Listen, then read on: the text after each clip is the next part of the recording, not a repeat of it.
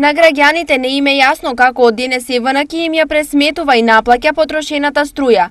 Неколку пати презентираните тарифни модели за нив се збунувачки и комплицирани. Тешко женска, тешко, што ти кажеш? Да ти кажем, тоа не знам како. Па тоа не е јасно, они си знаат, не е тоа наша надлежност. Па треба да знам, ама не сум проверил. Нејаснотиите околу новиот начин на пресметка на струјата кај дел од граѓаните раѓа и сомнеш дека сега вратата за манипулации со потрошените киловат часови е широко отворена, особено зашто ЕВН броилата не ги чита навремено. Че има.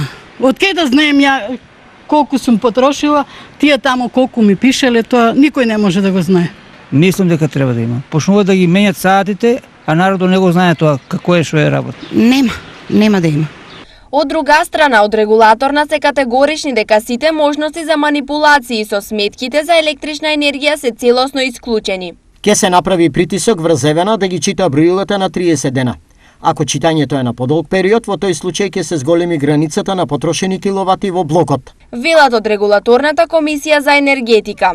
Од денес струјата ќе се наплаќа според 4 тарифни модели направени според потрошувачката. Во зависност од тарифниот модел, граѓаните струјата во скапа тарифа ќе ја плаќаат по 7,72 денари, за потрошувачите во првиот блок до 210 киловат часови.